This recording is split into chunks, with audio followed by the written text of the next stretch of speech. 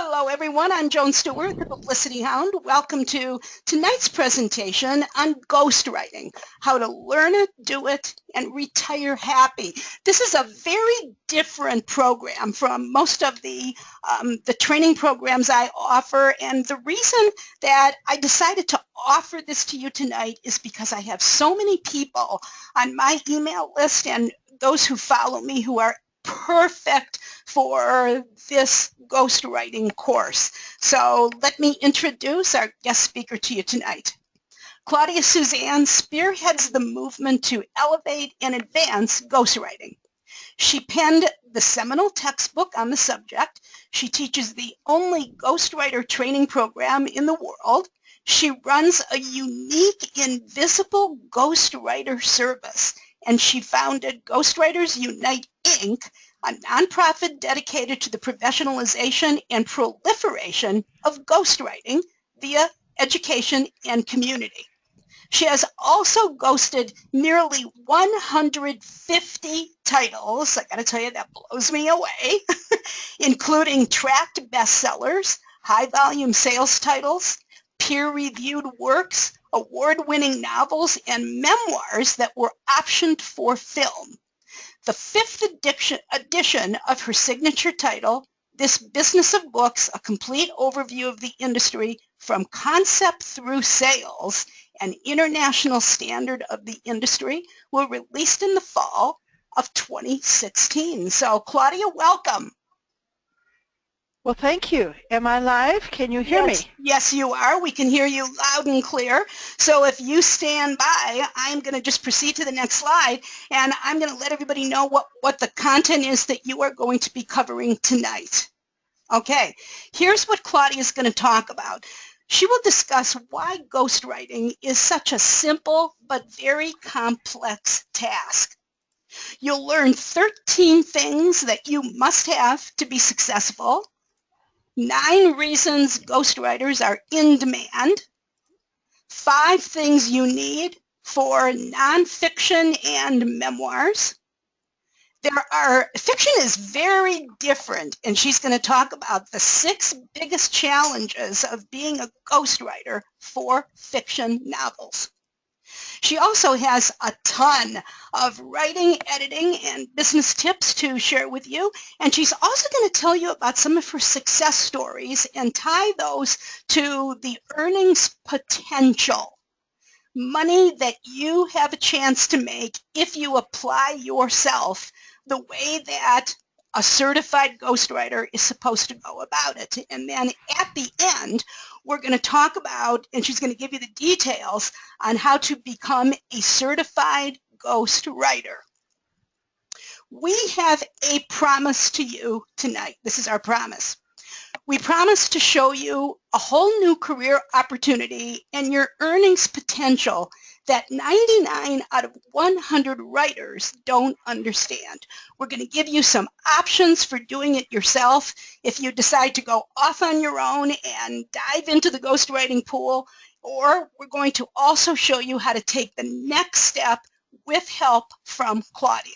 So Claudia, at this point, I am going to make you the presenter.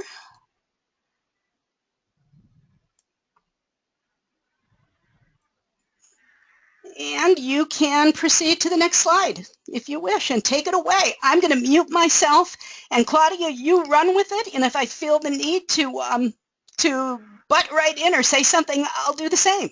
Okay? Go for it. Well, could you butt right in right now, because I just lost the screen. You just lost the screen. Okay. Yeah, I just lost the slides. You lost the slides. Huh. Okay. Do you have the slides on your end? The version 3 that we took a look at? I'm sure I do somewhere. You want me to find them? If you can find them, yeah. Okay, I'll find them. Or I can advance the slides for you. Which would you like? Why don't you advance the slides for me? Very good. I will do that. Okay. All right. So let's just get into it. Yeah, let's get into it. I can't see what you're looking at, but that's okay, because I'll wing it. Okay. Now, can you can't see anything. You can't see anything on the screen? I see my background on the screen. It's very pretty. You see your background. So you see a little, this is a problem because you need to see what I see on the screen. Let me go back here. If everybody would just bear with us for a second. This is what's called a technical problem. And technical problems are what you have when you go to do webinars. Okay, I see your screen. Okay, I see your desktop. And we need to see my slides. Yeah. Okay, all right, let's do this.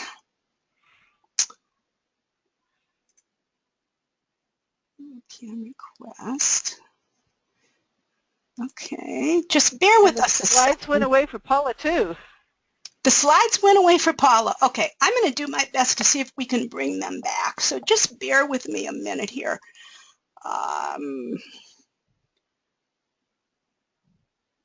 Well, in the meantime, I'm going to say hello to everybody. Good morning. Okay. I am Claudia Suzanne. I am the ghostwriting expert, and while Joan plays with technical difficulties, which I think are probably due to the fact that I'm on this call because I have never yet presented a class where we did not have some sort of technical difficulties, I want to say hi to some of my certified ghostwriters who are on this call tonight. I recognize Shirley and Alana and Sabriga, and I don't know who else was here, but I recognize Jilly as well. I hope all you guys are doing well. I'll tell you what, Claudia, let's do this. I don't know how to get out of this mess, so why don't you just call up the slides? You have the same version I have. Call them up on your end, and we'll be off to the races. Okay, I will call them up on my end, and I will go to, where's the slide? From current slide. From current slide. Come on, get me to it. No, okay, go. There it is. Yep. Current. Yep, okay. There you go. Okay. There it is.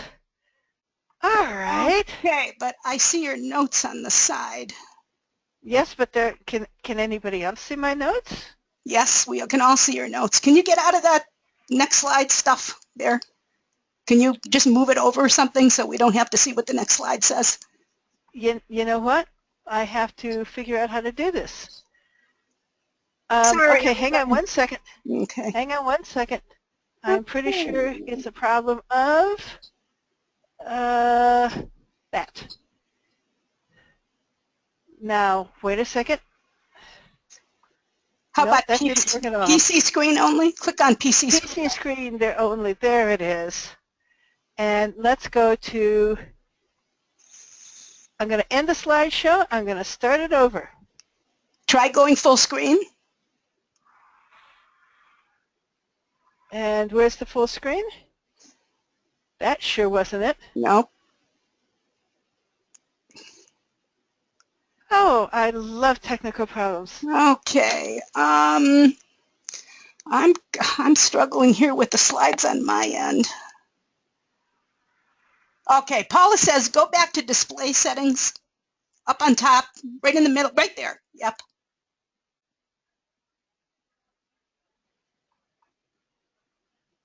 There you go. Now? Perfect. Okay, here's what we are going to do. So I don't have to do it. So I don't have to do a lot of editing. Here's what we're going to do, everybody. Just bear with me. And I'm going to, okay, we're going to pause. We're going to wait 5 seconds, and then you're just going to continue where you left off. Okay, ready?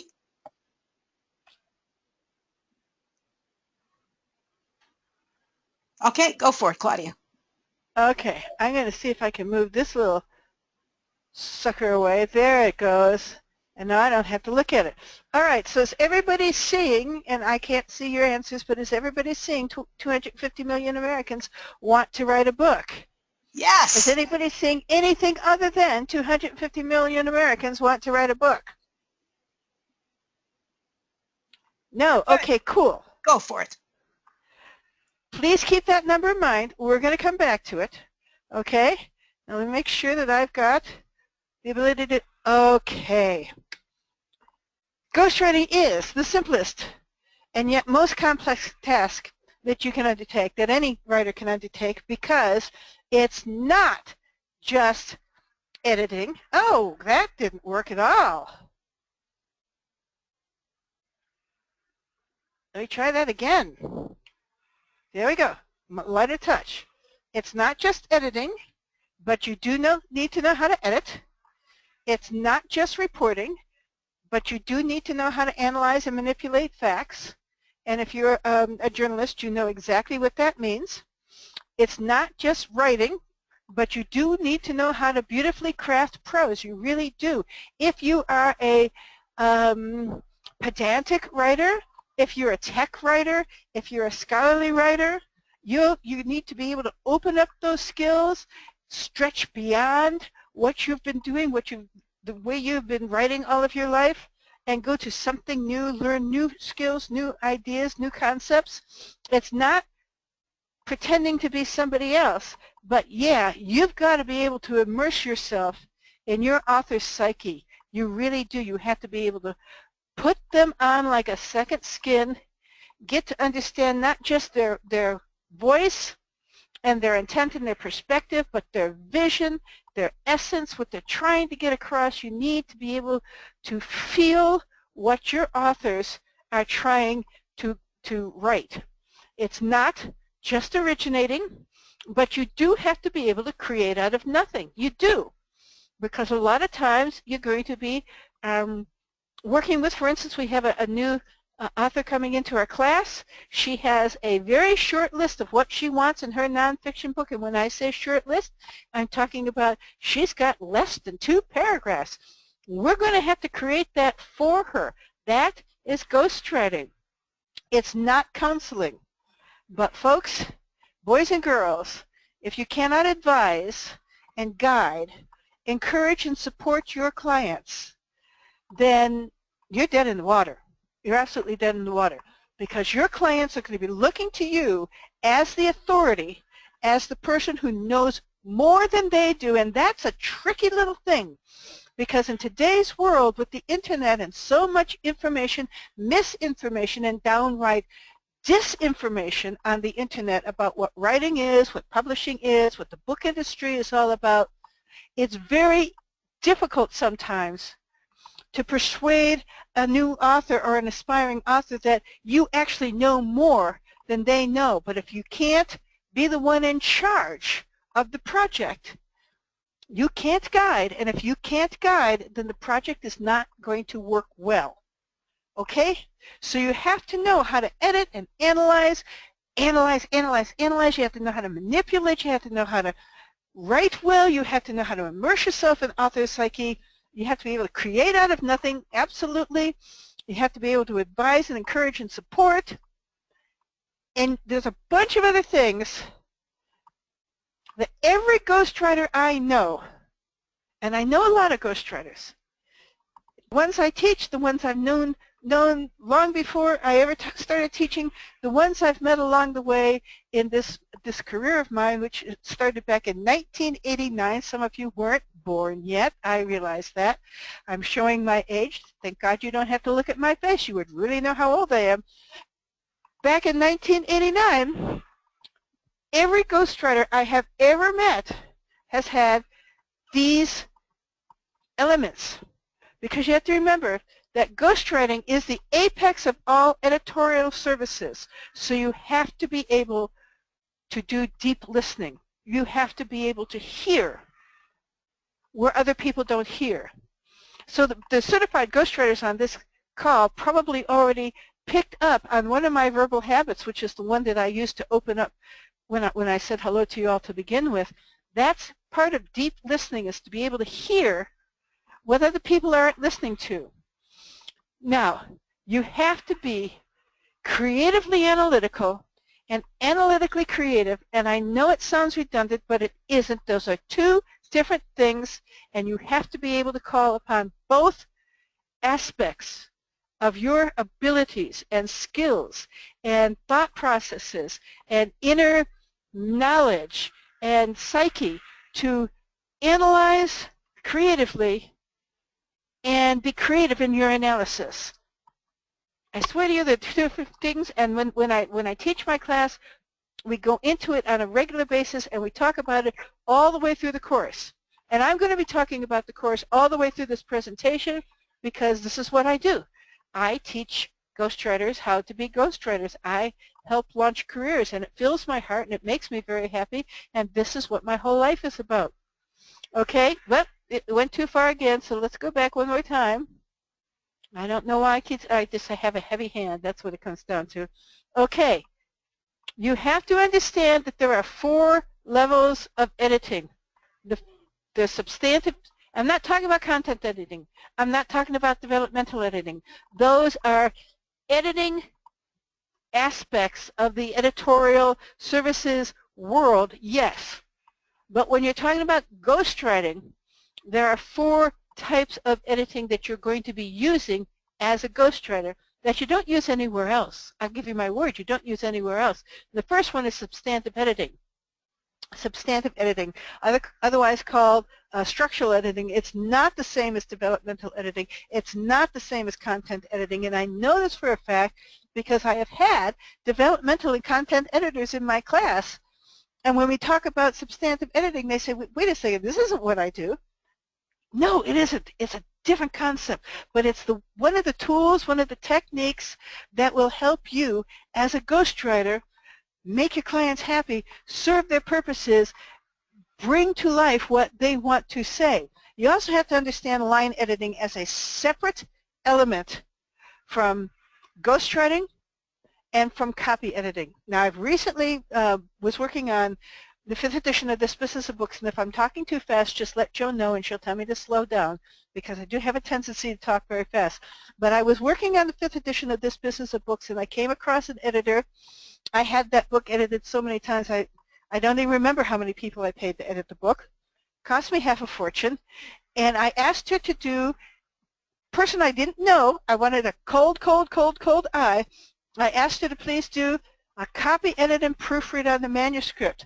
But she did not understand the scope of her responsibilities, so she went way past what a copy editor or a proofreader would do, and she made substantial changes. She made content changes. She changed not only my words, she changed my meaning. I didn't accept her changes, of course, because I did not need a ghostwriter to help me with that book.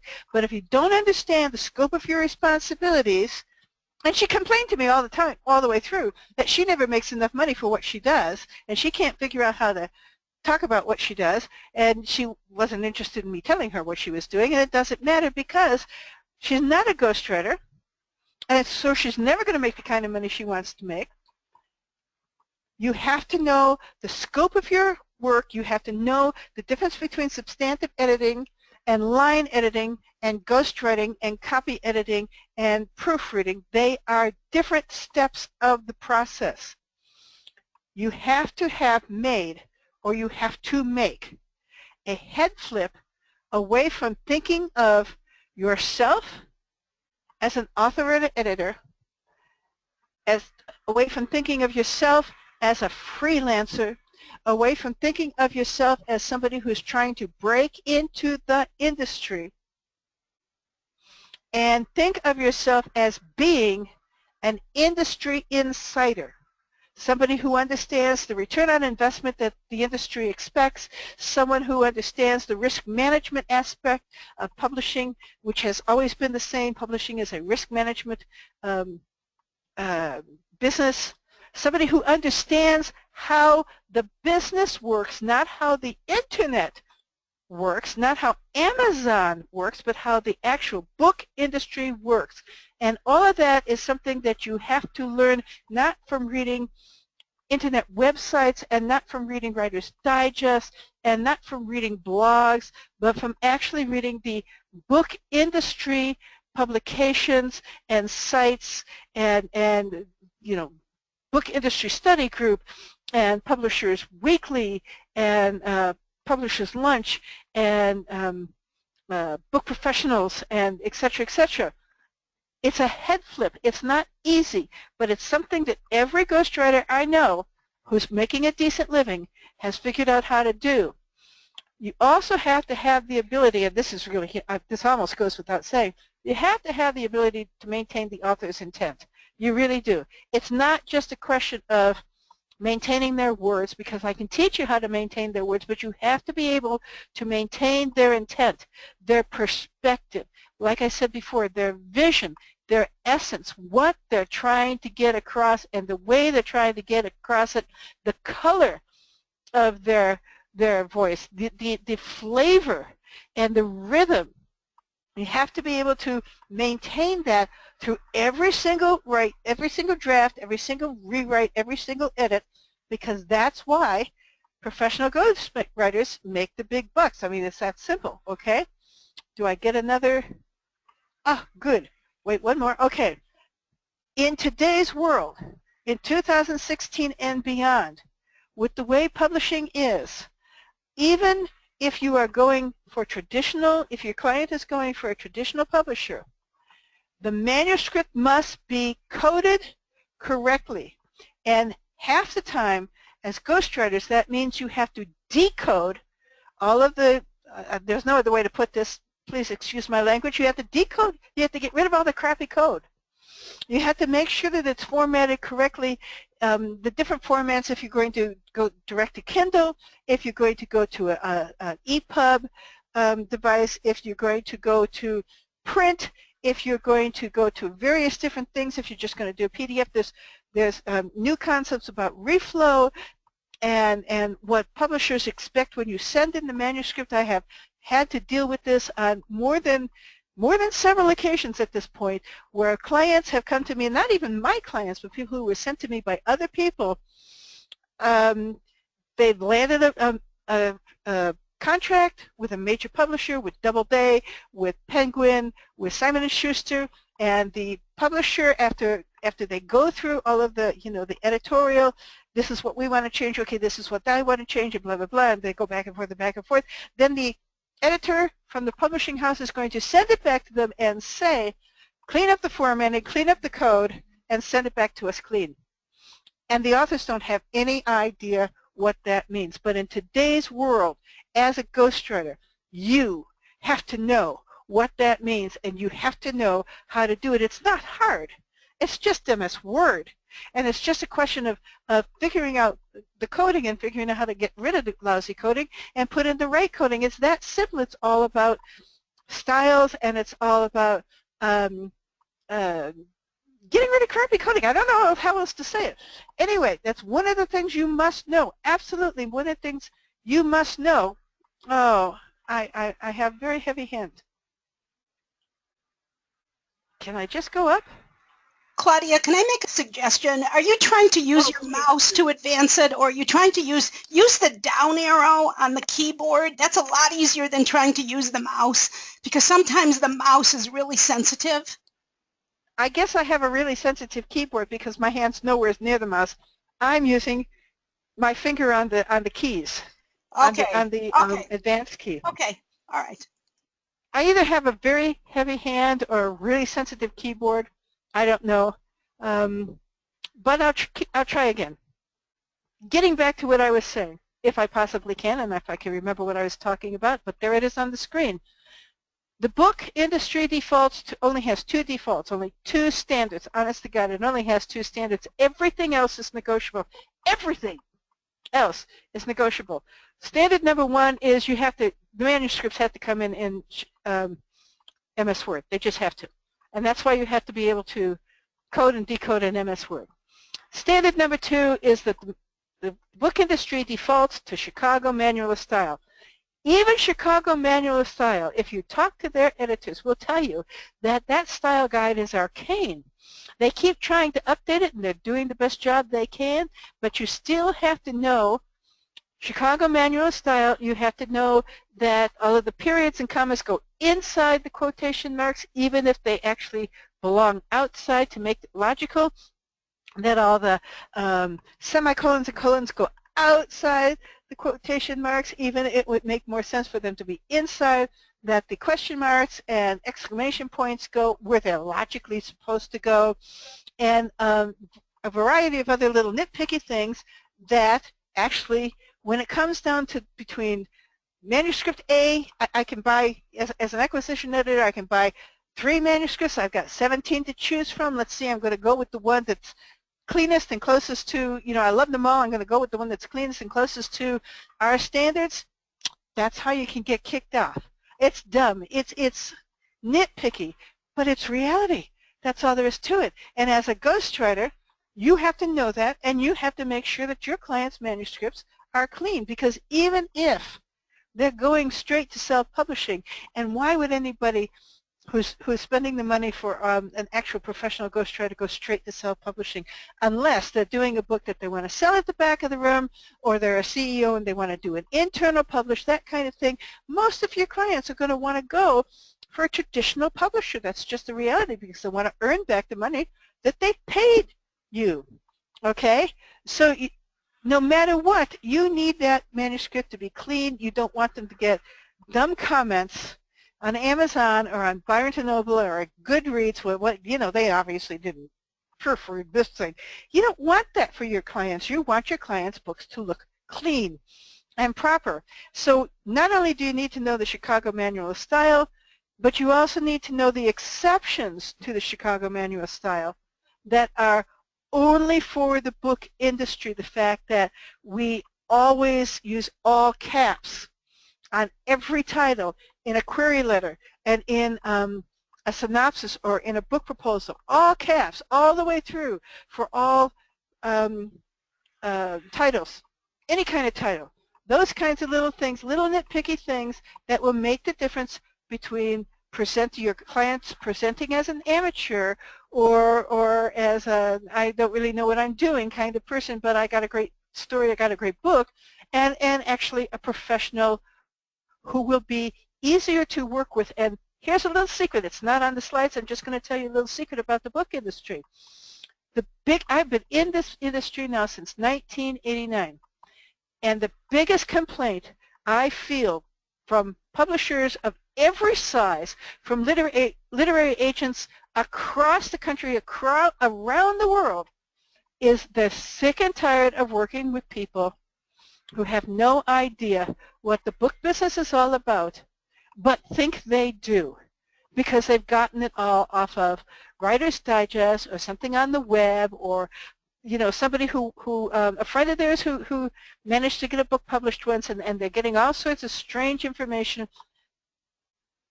As ghostwriters, we know the truth about the book industry. I can't say it any clearer than that. As ghostwriters, we understand the editorial divisions of labor. We really do. We know the differences, and so we're not going to play that game. And as ghostwriters, we have a need to write. We live the writer's life. I spend most of my day in slop clothes, absolute slop clothes, or my PJs. Or I sometimes don't even take a shower. I don't comb my hair. It doesn't matter. I live the writer's life. I work on my own schedule. I handle my own business. I live the writer's life. But, and this is important, I'm not prolific. I'm not even a little bit prolific.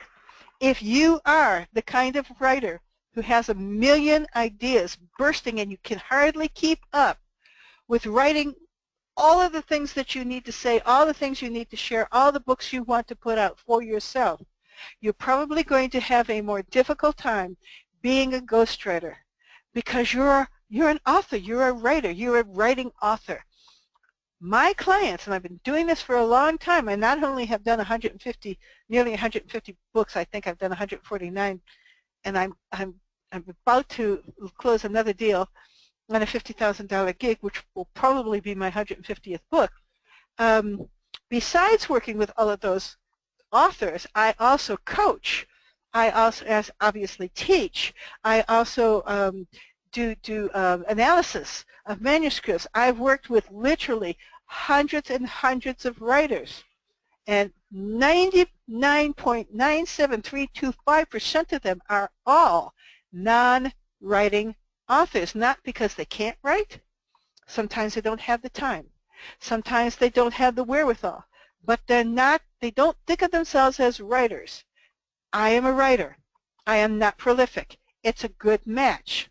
You do need to stay up with the changing ways of the book industry, and by that I don't mean just, you know, what happened after the print world imploded in December 2009. I mean every other week, every 3 or 4 weeks, in today's world, something new is changing. Somebody's coming up to challenge Amazon. Amazon and another publisher are going at it. Another major publisher has gobbled up yet another small press, or thrown out another small press, or this or that or the other thing. You have to be able to stay up with the trends and the what's the word I'm looking for? The social aspects of this industry, because it is a community of insiders surrounded by an entire globe of people who want to break in. That's the truth.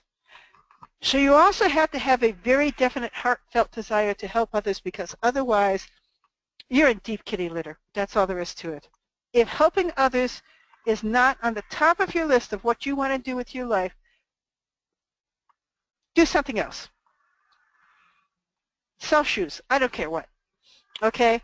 But you do have to have a healthy ego. When I first started ghostwriting, a friend of mine said, well, you must not have any ego at all, that you write for other people, you do this great job, and then you don't even put your name on the book. Oh, my dear friends, that is just so backwards. As a professional ghostwriter, I have to have a very strong ego. I have to be able to satisfy my ego with the work. My ego is entirely invested in the work, not in the title, not in the author, not even in the finished product, but in the work. I do my absolute best work no matter what, and that takes a really healthy ego, and that comes from my being a musician. When I was on the road with my husband, we were playing all over the United States and Canada. We would come to places where we were playing in front of 500 people and places where we were playing in front of 2 people, and we always gave the exact same level of performance. Okay, we'd be a little quieter with only 2 people in the room, but the same energy, the same level of expertise, the same love and caring and outpouring. That's a healthy ego, okay? So let's go back to talking about substantive editing, which is one of the aspects of ghostwriting that most people do not know about, okay?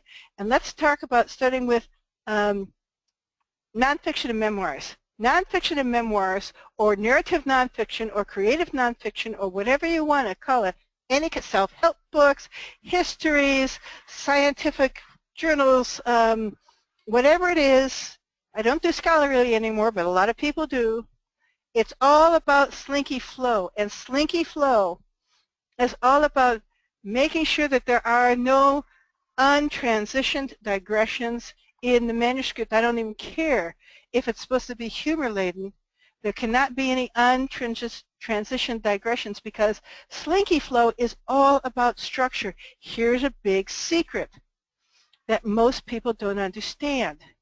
In the book industry, the #1 reason for literary agent and publisher rejection of any nonfiction manuscript is the structure. There's no slinky flow. There are digressions all over the place.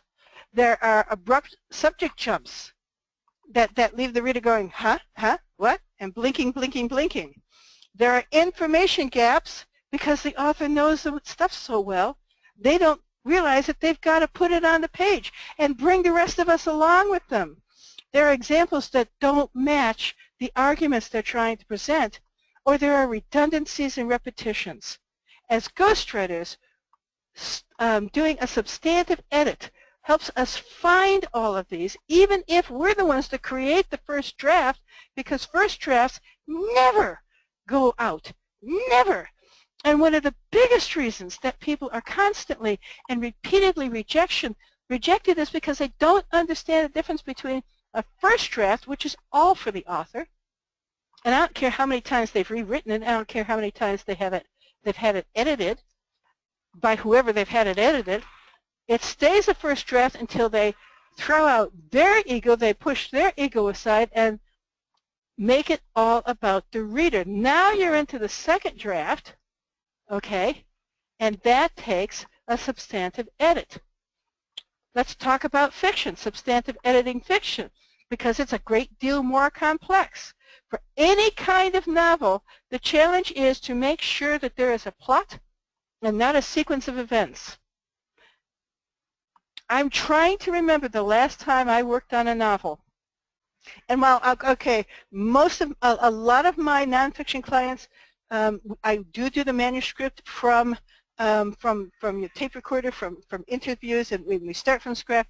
I would say that almost maybe a teensy tiny portion of novels that come to me don't already have a first draft. Okay, I've done a lot of novels. We've had a lot of good success. We've had a lot of our authors get published. It's very satisfying.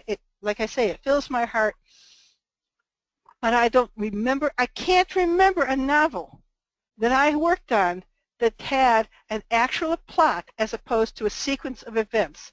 And sequence of events, of course, are usually played out by one-dimensional characters, so I have to flip them around to become three-dimensional characters so that they impact the plot and the plot impacts the characters. Because if they don't, then you've got a sequence of events with one-dimensional characters, probably with a right foot, left foot type of prose. You know, she drove down the street, she turned right into the driveway. I'm not making this up. This is actually from a manuscript I worked on years and years ago. She stopped the car. She put the car in park. She turned off the car. She pulled the keys out of the ignition. She undid her seatbelt. She opened the door and she got out of the car. She closed the car door and she locked it. And by then I was ready to scream. And so would any other reader be. But that's right foot, left foot writing. It happens a lot with non-writing authors who've been carrying a book around in the back of their heads, because here's something you're going to hear from every single one of your fiction clients. I see it as a movie. Isn't that nice? Well, of course they see it as a movie. When I ask who's your favorite author, they tell me about their favorite movies. They don't know the difference. That's why they need a ghostwriter. That's why they need a pro. Not somebody who doesn't know the difference themselves between film and television and books. Books are unique things. Okay, so one of the things we have to make sure is we have to make sure that the story starts in the right place. And please, believe me, this is not just a modern problem. I give you my word. Famous story. Ernest Hemingway was famous in the industry for starting his stories three chapters too late. And his editor, this was during the days when the job that we as professional ghostwriters do were done by the publisher in-house. That's what the editors did. Everything I'm talking to you about is exactly what editors used to do for their clients, used to do for their wonderful authors when they used to mentor their authors and coach them and bring them along. Those editors used to have to cut the first 3 chapters of almost every Ernest Hemingway book, every single one, because he would just throw them in, because it started back here in his head, and so he wrote it down. You're going to find that a lot with your clients. They start back where the story starts in their head. But that's not where the story needs to start on the page. You also have to figure out how to drive the story forward, because most of your clients don't know how to do that. And you have to minimize the subplots, because if they were a good enough writer that they could incorporate all those subplots, they would not need a ghostwriter. Ghostwritten books do not win Pulitzer Prizes. They don't win a lot of literary awards. I've been very lucky. Some of my novels have, in fact, won literary awards, but they have been minor literary awards. And ghostwritten books need to work on one major plot with, at the most, one subplot. You want to minimize those subplots and accentuate the character arcs. Okay? And let's talk about the other kind of editing that people who are not ghostwriters do not understand is a separate and distinct element of editorial service. It's really a ghostwriting art form, okay? Whether it's fiction or nonfiction, creative nonfiction or whatever, line editing is absolutely essential. It's what puts the music in the manuscript. It's what makes it push forward. It's what slows it down when romance and fear need to be accentuated. Excuse me. It when we line edit, we understand the difference between the power of passive voice, and we know how to get rid of the awkward and boring and just dreadfully dull passive voice. We know how to get rid of those awkward prepositional phrases that really don't go anywhere, and they go around and around and around and make your eyes cross, that most of us who are over 35 were taught to write in school because that's the academic way of writing. It's the scholarly way of writing, and Lord knows it's the legal way of writing. And if you ever ghostwrite for lawyers or judges, which I have been known to do, you know, I spend half of the first thing I do is go through the manuscript and just do a line edit on it first, and then I go back to writing it, and I'm going to do another line edit on it later, but I have to get rid of all those prepositional phrases because they make my eyes cross. We know how to paragraph for energy. Absolutely, paragraph for energy. Structure sentences and non-sentences for power. That's structuring for power, okay? I hope everybody's with me because I'm going to bulldoze through a little bit farther. I want to explain why you have to know this as a ghostwriter, and it comes down very simply to the fact that whether you actually believe this or not, I've been in this business since the late 1980s. Publishers are always desperate for new authors. Always, always, always, always, always. The book business, the big boys in New York put out between 40 and 70,000 titles every year. They always have. They probably always will. That's a lot of titles. They monopolize the bestseller list. They certainly monopolize the New York Times bestseller list. There are a lot of new bestseller lists. You can get on the bestseller list, you know, from Amazon in your niche, and you can get on the bestseller list in this little area, that little area, but the gold, the prize, the New York Times bestseller list is absolutely monopolized by the traditional publishers, who are always desperate for new authors, but they cannot afford to nurture them anymore. That used to be part and parcel to being traditionally published. You worked with an editor. That's the word I was looking for. You work with an editor, and the editor went back and forth with you, and they helped you along, and they grew you. They developed your career. Every old, you know, the old masters that we read over and over and over, they were all nurtured by their publishers. They can't do that anymore. It's not cost effective. That's why people like us are around. You can't turn to copy editors and proofreaders because they're not trained to maintain an author's tells or essence. Remember the story I just told you about the copy editor who worked on the 5th edition of my book. She did not know her limitations. She didn't know what she didn't know, which is not unusual. And teachers are certainly not trained in substantive or line editing. They understand developmental editing, yeah.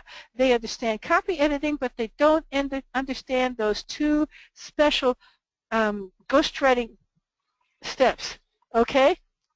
Critiquers don't have any frame of reference for the kinds of things that I'm talking about. Editorial services are notoriously unregulated and non-standardized, so you know, authors can spend a lot of money on going to this editor and that editor and the other editor, and still the book doesn't work and it doesn't sell it, and people don't enjoy reading it, or they can't get past the 3rd page. That's all because editors are not trained in how to be ghostwriters. It really does come down to that, okay? The editorial certifications that you get that are available from Chicago Manual Style, from MS Word, from this editing program, UCLA, from even Ohio or Iowa writing courses or whatever they are, they're all about technical, standardized concept, copy editing, style guide adherence, proofreading, syntax, grammar, blah, blah, blah. Okay? Not about the stuff that should have been done before the author ever took the manuscript to an editor. So the fact of the matter is that ghostwriting, substantive editing, and line editing are actually closer to art than craftsmanship, but it's learnable. I promise you, it's learnable. And there are a number of ways you can do it. When I was first getting into ghostwriting, back in the late 1980s and early 1990s, there was a guy named Decoding on the East Coast in one of the Carolinas, I forget which one, and he physically went around the country, this immerse, I swear to God, this is true, and he counted the number of ghostwriters, professional ghostwriters who were actually making a living as a ghostwriter. When he found me, I was number 46. 46 ghostwriters in the entire country. And every single one of us had learned or were learning our profession by trial and error. So you can do the same thing. You can learn by trial and error. It's not the easiest way to go in this day and age because there are so many people who want to write books, and publishing is so easy. There's very little patience out there in the marketplace. So if you don't want to do it by trial and error, you can apprentice with a pro. And there are a lot of pros out there who would be willing to work with you. The whole reason I teach ghostwriting is because I thought I was going to die. I didn't want my clients to be left in a lurch. I started teaching other people to do what I do. There are other people, a lot of us ghostwriters, who are trained and experienced, we're getting older. We'd be happy to take on an apprentice. You can also hire a mentor. It's not quite the same thing. There's an exchange of other money. I got this gig. You say to the pro, will you mentor me through the gig? And the pro says, will you pay me? And you say, yes, I will. And look, a match made in heaven. It's cool. You can do that. You can take a training program. The only one that exists is Ghostwriter Professional Designation Program through Cal State Long Beach's College of Continuing and Professional Education, which I teach live online. You can take it anywhere in the country. You can actually take it anywhere in the world. I've had students in Europe. I've had students in Brazil. It's the only training program in the world. Or you can stick with what you know. But before you make that decision, I want you to know a little bit more about those divisions of labor. I especially want you to know about the difference between ghostwriters and collaborators. Okay? It's very important because collaborators are not ghostwriters. Ghostwriters do not invest in their author's work emotionally, psychologically, or financially. Collaborators do. So when Tony Schwartz, who wrote Trump's book, came out 10, 15 years later and bad-mouthed his client, he was not bad-mouthing his ghostwriting client. He was a collaborator. He put his name on the book. He took 50% of the profits. That's not a ghostwriter. That's a collaborator. Collaborators cannot help but invest in the book psychologically and emotionally because their name is on the book. Okay? But we're not that kind of people. We do not invest. We do not take the same financial or emotional or psychological risk as the author, and I'm going to tell you a very fast story because I can see I'm not getting through this fast enough. I'm starting to run out of time. Years and years and years and decades and 100 years ago, in my early part of my career, I was working with a PhD who had what I thought was a brilliant concept for a book, and he wanted me to put my name on it in lieu of him paying me. And I said, no, excuse me, my name on a book is not going to cover the rent. I'll take the money. Thank you very much. I did not really know what I was doing. Fast forward 15 years. That particular client shows up in my local paper. He's been arrested for fraud. Guess what shows up in the courtroom? The book we did together. Guess who did not get subpoenaed? Me. Guess why? My name was not on the book. Guess what? That really reinforced the idea that I'm never going to put my name on somebody else's work. I've written for alternative healthcare people. I've written for spirituality people. I've written for business people. And when they get into trouble or somebody contests what they have to say, it does not reflect on me because my name is not on the book. You know what? If I want to write a book, I write my own book. I put my name on it. Those ideas and concepts, yes, I will stand by.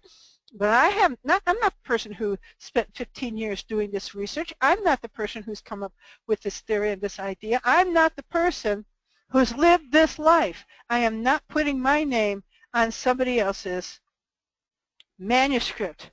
So you got two kinds of ghostwriters. You got your hired ghostwriters. You got your two kinds of collaborators. You got your hired people who are really usually writers trying to get their first publication, their first published byline, which means that they are going to invest in their book. They cannot help but invest in the book.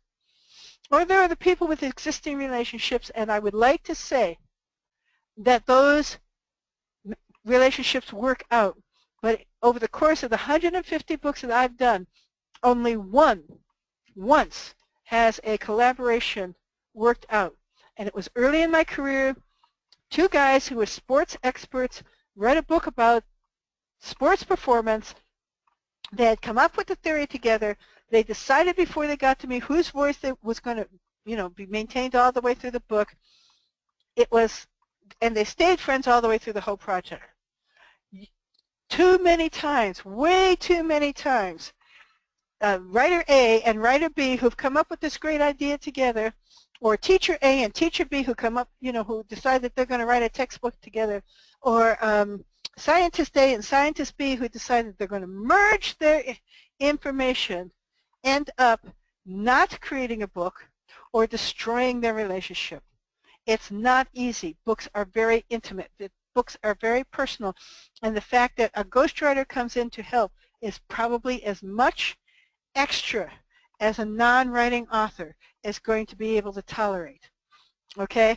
A little bit more about collaborators, because I want you to understand that if you decide you're going to collaborate, you are investing. You're investing in the manuscript. I never invest.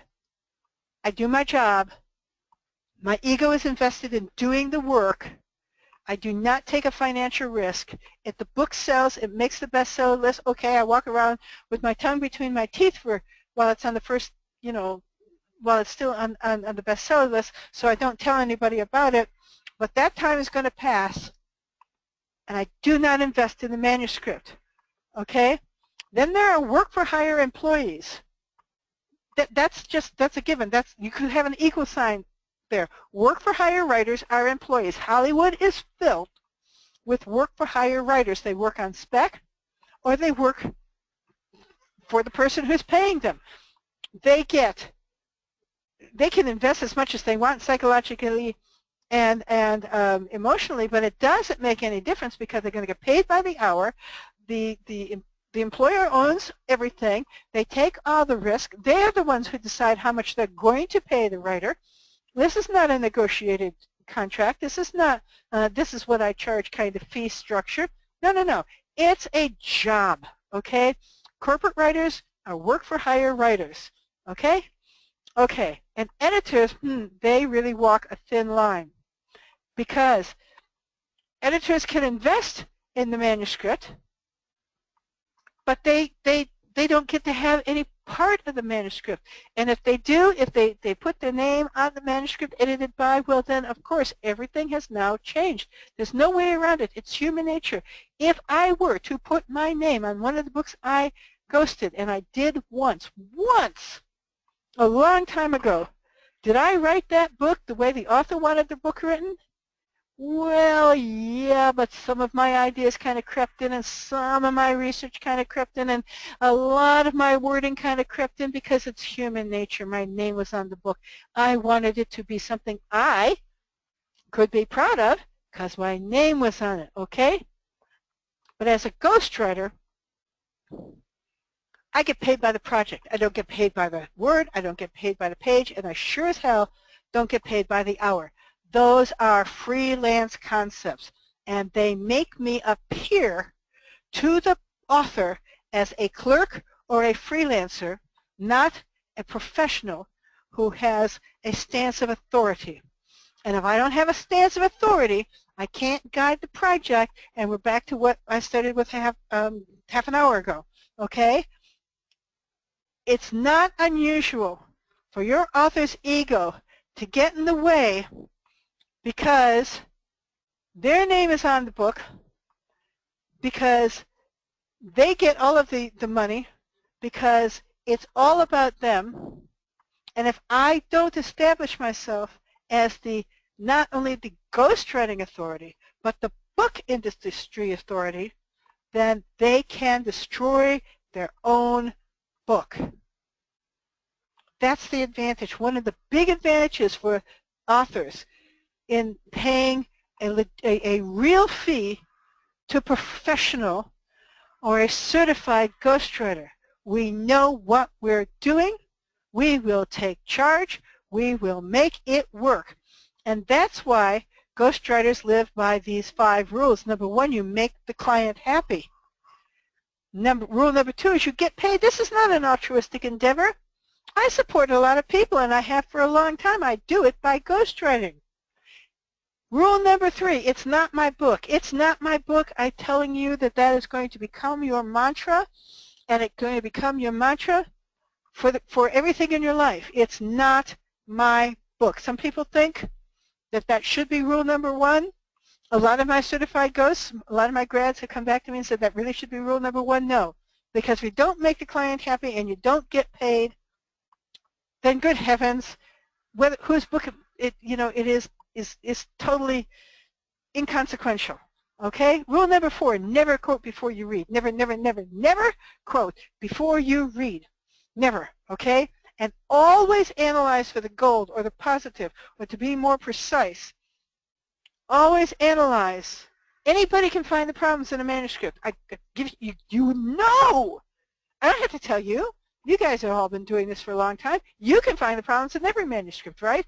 I can always find the gold in every manuscript. I promise you. What if there is no manuscript? Well, then you read the client. You read the client's needs and their desires. You read their intentions and their integrity. Very, very important. You read their flexibility and their accessibility. You read the concept's marketability. You read the BISAC classifications. Ghostwriters know about BISAC classifications. Editors and freelancers, even some small publishers do not know about BISAC classifications, but in 2016, that's a very important aspect of the book industry world. Very important. Okay, so let's jump to the ghostwriting process, because ghosting a book is similar to, but it's not the same process. We create on deadline. We create on demand. We know the difference between first and second drafts. We follow a process. We never get writer's block. We're the Marines of editorial service providers. We adapt, we improvise, we overcome any creative, family, or personal obstacle that we have or the client has, and we still deliver on time. So what do we actually do? We fill in the blanks in nonfiction. Absolutely. The stuff that the author knows, but they didn't bother to put on the page. We connect the dots. Whether those dots are on the page, we put them on the page, and we make sure that the reader can follow the argument very, very easily. In fiction, we make one-dimensional characters work.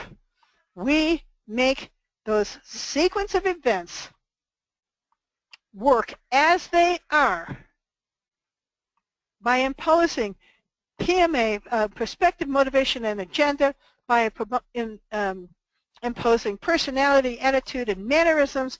We know how to make those things work. And we use 4 essential tools to pull this off. Number 1 is listening. Remember, deep listening, you absolutely have to know how to listen. How to listen. You have to be able to interpret. You have to be able to manipulate what the author has put on the page or what they have spoken into the audio file, and you have to be able to extrapolate, interpret, and manipulate, and extrapolate and interpret and re-listen and extrapolate and interpret and manipulate. It's all a process going around and around because, remember, you have to keep the author's work exactly as it is while you're simultaneously improving it, enhancing it, expanding it, focusing it, or explicating the nonfiction, or, as I say, imposing perspective, motivation, or an agenda, or most essential of all in fiction, plausibility. You're the one who has to fix the implausibilities in the novels because that's the #1 reason, and that once again comes under structure for fiction. Plausibility is the biggest problem and the biggest reason why fiction gets rejected, okay?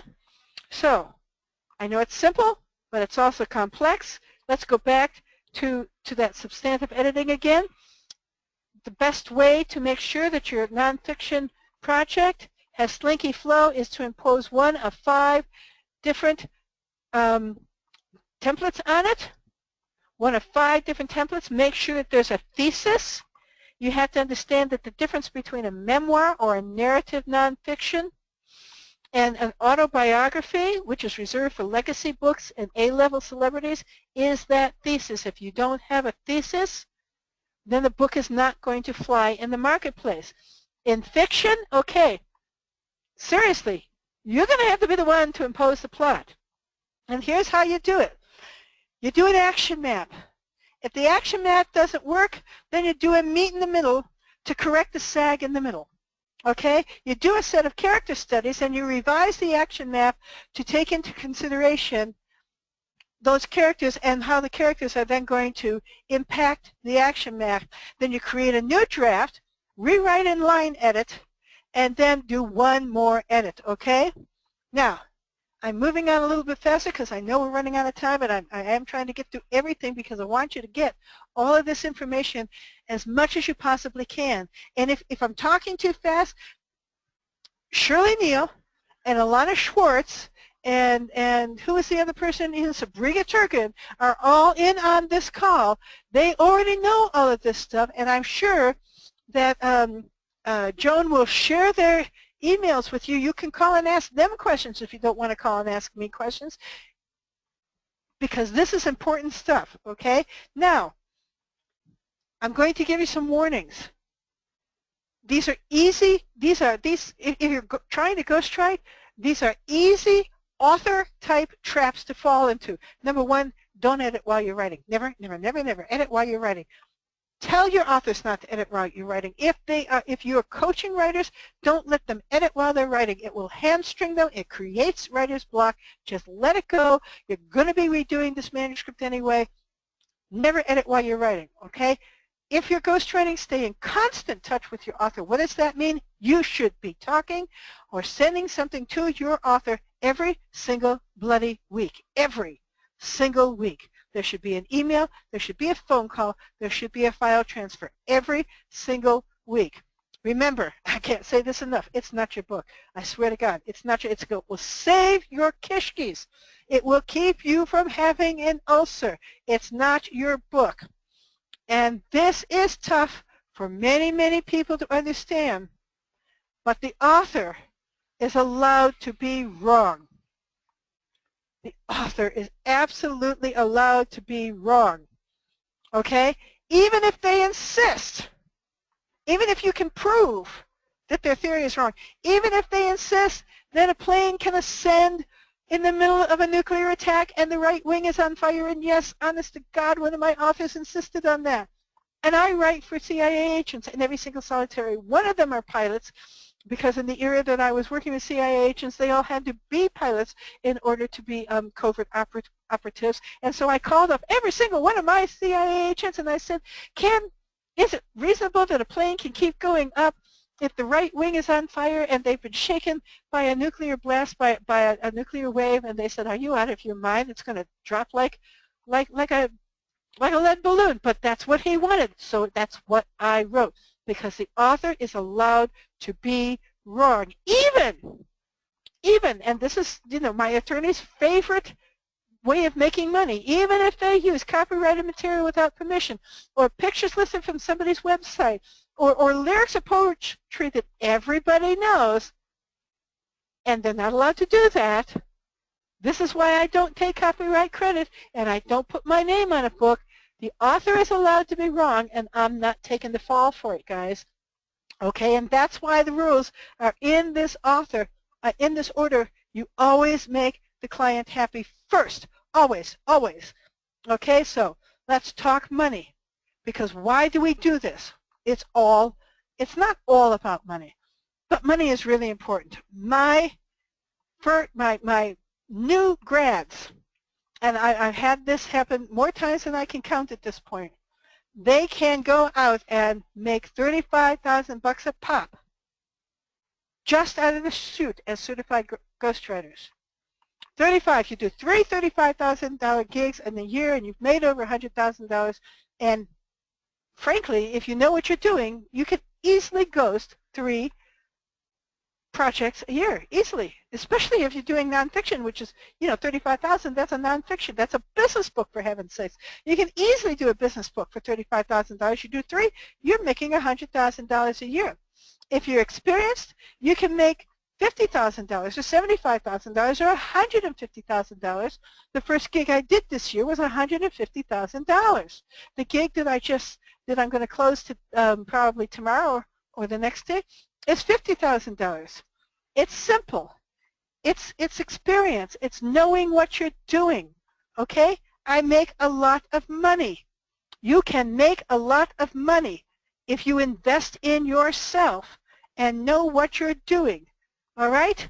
Remember that slide, 250 million Americans want to write a book? Okay, let's do the math on that. It is industry rule of thumb that 81% of Americans want to write a book. I'm using 250,000 or 250 million because it's an easy number for me to work with because I don't do math, even with a calculator.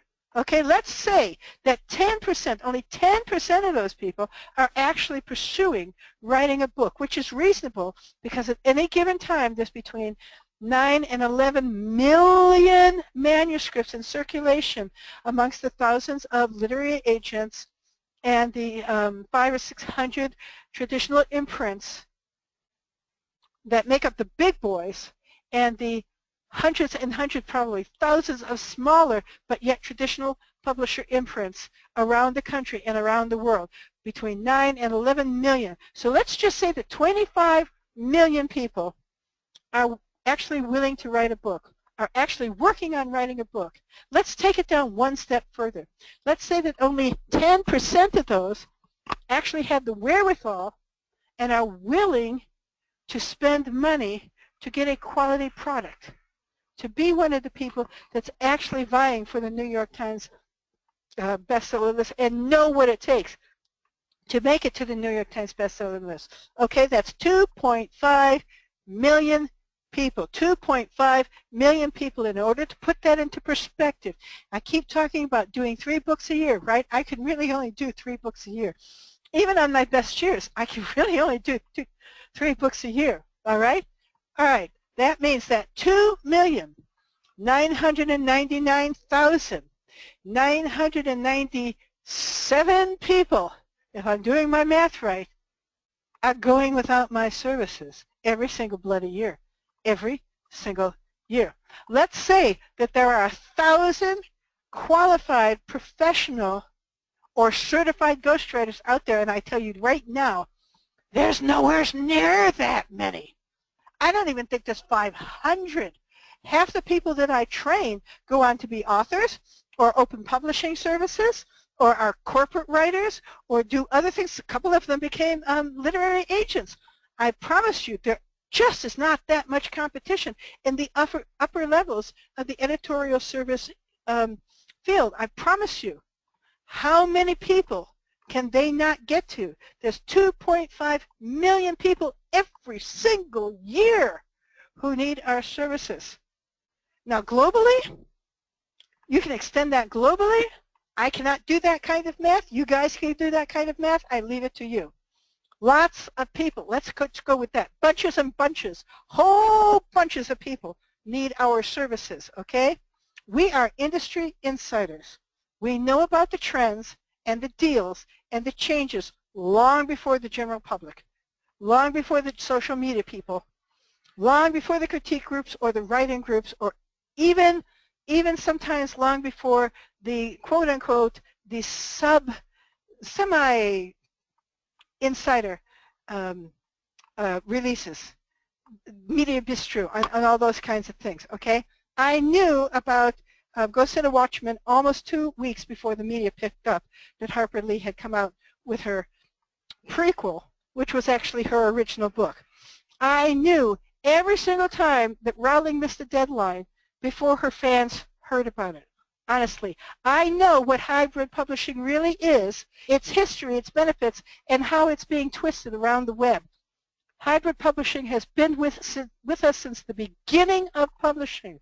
It is a well-established and highly viable and extremely respected form of publishing, and most people have no idea which books are hybrid published. Nobody knows which books are hybrid published from the big boys and which books are straight-ahead deals, contracted deals. Nobody knows except for the publisher, the agent, and the author. And that's all the only people that know. I know the truth about how books make it to the bestseller list on the day they're released. I know why Men Are From Mars, Women Are From Venus launched the day of its release, #1 on the New York Times bestseller list and stayed there for so long. I know the secret. Most people don't. I'm a ghostwriter, okay? Recognize that ghostwriting is not a freelance occupation. It's a profession. We don't accept gigs for $7,500 or $12,000. Those authors are looking for clerks, and they're going to treat you like an employee. We don't, I can't say this strongly enough. I strongly advise you, don't go looking for gigs if you don't know what you're doing, because you're not going to be able to set the terms. You're not going to have the authority. You're not going to be able to make the client happy. You're setting yourself up and your client up to be discouraged or frustrated. Find a master. Find a mentor. Stick with what you already know, or take the class. It's that simple. It really is. Okay? If you want to learn, if you want to take the program, it is a 10-month master's level program for which you do not have to have a degree. Okay? And that's not going to be lasting very, very long, because once we get this program accredited as an actual master's program, you will have to have a degree, and they probably will not allow me to teach it because I do not have a degree. MS, honest to God. But right now, you can take the 8 modules over 7 months. It starts a week from tomorrow. It's live, interactive.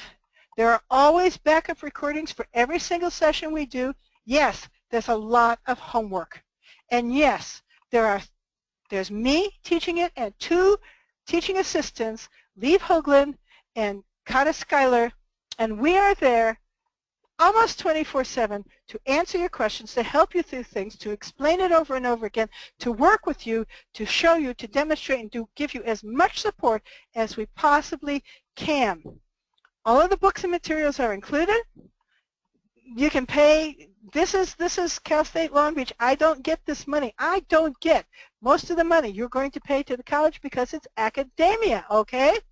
But you can pay for it module by module. You can use American Express, Visa, or a check. It used to be you could only use MasterCard. Now you can use American Express, Visa, or a check. Let me tell you why this is a unique program. I'm going to train you to be a publishing insider. You're going to learn to do the job before you get the job so that you do not mess up the job and you do not lose confidence. You're going to work with real manuscripts in real time on their, real authors, in real time on their manuscripts, which is a new aspect to the program that we've never had before. I think we had it a little bit in the last semester, but this is a brand new aspect as we expand the program, as we head towards that accreditation and making this into an actual master's program. We keep expanding, we keep adding elements, and this is one of the new parts. You're going to be working with the authors on their manuscripts in real time with us overseeing everything and working you through it and helping you every single bloody step of the way. So you're going to get your hands dirty, you're going to learn how to do this job, and you're going to come out feeling extremely confident, very professional. You'll know how to find clients. You'll know how to qualify those clients. You'll know how to write those contracts. You'll know the best practices for keeping those clients happy. If you need to be mentored through your first gig, we're already here to do that for you. Wambitat Communications will mentor you through your first gigs. Yeah, we'll take a piece of the pie. You'll take most of it, but we'll make sure that you confidently and competently fulfill that first gig. I promise you that the certification gives you immense credibility. I can't count the number of people who have come back to me and told me this exactly. The fact that they are a certified ghostwriter got them the gig, changed their author's way of looking at them, increased their status, and it certainly enhanced their confidence. You're going to be a member of a small elite cadre of pros. Yeah, it's going to keep growing because we're going to keep training. But remember, 2.5 million people in America alone, and that number is just going to keep growing as the population keeps increasing. I mean, that 250 million, that's from the oldest census around. That's from 2010, and we're pushing up towards the 8 billion people in the world mark. That market is just going to keep growing. You're going to learn proprietary tools and techniques you will not find anywhere else. Even if you buy the book on your own, not really going to make a whole lot of sense to you. You can take the course now without having a degree. All you have to do, and I know this sounds silly, but all you really have to do is complete each module before trying to proceed to the next one, and I won't let you keep going if you're not doing it right, if you don't have it down. But my TAs and I will do everything we possibly can to help you make sure you get this stuff under your hands. You complete all the modules in the program, you submit the final course project, and you will get your professional designation certification. It's not just a certificate. It's not just a certificate of completion. It is a academically recognized, anywhere in the world, academically recognized professional designation certification. And I just read an article 2 days ago about the fact that employers are considering professional designation certifications as a more accurate guideline for a person's ability than a master's degree, because a master's degree is a bunch of information across a subject, whereas a certification, certainly a professional designation certification, is an intense amount of information, an intense amount of training in a very specific set of parameters, okay? So, some fast success stories. Joan, do I still have time to get through all of this? You're good. Keep going. Cool. Okay, Derek Lewis, who took this class when it was 15 weeks long, but he was already a ghostwriter, and he was already making $45,000 a year, okay, a year ghostwriting. He took this course. He learned a few tools and techniques. He took what I taught him. He went out and paid for the course just like that. I snapped my fingers. You probably can't hear that. And the first gig he did after taking this course, he did at $35,000. The next gig he did at $40,000. The next gig, by the end of the year, by the end of the first 12 months after taking my class, he had made over $100,000 for that 12-month period, and now he makes $150,000 to $170,000 year in and year out because he knows how to ghostwrite. He is a certified professional ghostwriter. Okay? This is Joan Plotz. Joan didn't even, when this was a separate, when it was, we gave this program in 2 separate semesters, which we no longer do. That's the old version. We're now into the new configuration. She didn't even take the 2nd semester, which was all about fiction, because she lives near a senior community. And she went in and did a presentation, and I gave her the presentation, by the way, which is something else that I give to my grads. I gave her the presentation. She did the presentation, and somebody came up and said, this is wonderful. This is exactly what I need. Will you ghostwrite my book? And she said, yes, for $45,000. It just came out of her mouth. She said, she wrote to me and said, I couldn't believe I actually said $45,000 right off the top. And he said, done. And he signed the contract. And when she finished that gig, she finished that project for that particular senior. The next senior was standing there in line waiting for her. She never has, she says she can't take the rest of the program. She doesn't have time. She's too busy ghostwriting at $45,000 a pop. She does 3 a year. Is she making over $100,000 a year? And very happy to be doing it.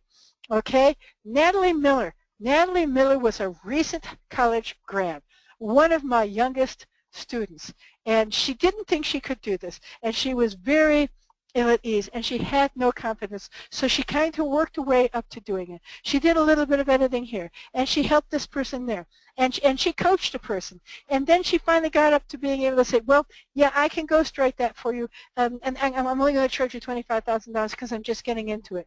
Okay, it's been all of 2 years since Natalie got her certification, and she is now charging between $35,000 and $45,000 without any problems. Her confidence is soaring. She is so happy. She's married. She's thrilled. Life is good. This is one of my favorite people in all the world, and she just recently passed away. She was one of my very, very first students. Okay, and she never really wanted to be a ghostwriter, but she did want to be involved in books. So she took my class, she learned about the book industry, she learned the reality about the book industry, and she opened her own small press. She only ghosted a few books, and this is what she wrote to me. One of the books she ghosted is being looked at by HBO, and they may option it for a series or a feature. My teaching, your teaching has been invaluable. God bless you, Sonia, and may you rest in peace. She knew the value. She came back to me time and time and time again for more information, and as the industry changed, she always came back and said, am I doing this right? Am I doing this right? I was always there for her because I'm always there for my grads. Always there for my grads. Okay? Now, here's how the modules play out. The very first module is not only an introduction to the book, to the ghostwriting, but it's also an introduction to the book industry, and I'm going to tell you the truth about the book industry, and I'm going to have you do some work learning about the book industry so that you really get it down under your hands, okay? The next thing I'm going to teach you is how to do the coding and the decoding because it's necessary and you need to know it, so let's just do it, learn it, and you get it out of the way and you can use it from then on. Then I'm going to teach you structural editing because an awful lot of your manuscripts are going to come into you as manuscripts, and the first thing you have to do with them is analyze them. First thing you have to do with them is analyze them. Okay, then I'm going to teach you how to ghostwrite. Nonfiction and fiction all in one 8-week lump. It is the heart of the program. Yeah, it's pricey, but this is an investment in yourself, in your future, in your confidence, in your career, and in the rest of your life. This information will serve you for the rest of your literary life. You're not going to find it anywhere else, okay? Line editing comes after ghostwriting. I will teach you how to put the rhythm and the music and the joy and the punch in anything you work on, nonfiction, memoir, narrative nonfiction, fiction. If you decide to do, even if you decide to scripts, which I do not do, but I have a certified ghostwriter in my in-house that does scripts, and I can always call on Shirley Neal, who does scripts, who's a certified ghostwriter, and I know she knows how to do this stuff, okay? At the very end, and we used to teach this first, we used to throw our students into the deep end of the pool immediately and teach them analysis and recommendations. It's a tool that nobody else has and that nobody else teaches, and we figured out we have to put it at the end of the course so that you already have all this information under your belt. And then I'm going to teach you how to do submissions, and then I'm going to teach you how to be a pro. It all comes to $3,760. You don't have to pull out your credit card and pay $3,760. You can pay for it module by module. At the end of every module, I remind you, don't forget to register for the next module. It's 10 solid months. There are no semester breaks, although we do take off the holidays, at the end of the year. But we're going to start it a week from tomorrow. We're going to end it at the end of May. There will be a project that you have to turn in. You'll have a month to get that project together, okay? And now I'm going to turn it over to Joan because this is where her stuff comes in. Okay. Everybody who completes this course is going to get $600 in consulting with me, and if you've purchased any of my time before, you know that I bill at $300 an hour, and I don't care how you use the telephone consulting time, you can rent my brain, we can talk about any topic, okay? You heard Claudia say that some of the people who have been through this course, they didn't go on to become ghostwriters. They decided they wanted to just keep being authors, but they wanted to write better books, which is what they learned how to do after her course. So if that's what you decide, we can talk about book marketing. You're going to learn in the course how to market your services. As a ghostwriter, I can work with you on how to publicize your services. And one of the very best ways, you've heard me talk about this, the two best ways I think are through writing and through public speaking. And I can walk you through the finer points of how to do both. I might also share with you some of the best ways to promote that certification. I'm pretty sure, for example, that LinkedIn, I think, has a whole separate section on your profile on types of certification that you have earned. And these 2 hours of phone consulting don't expire.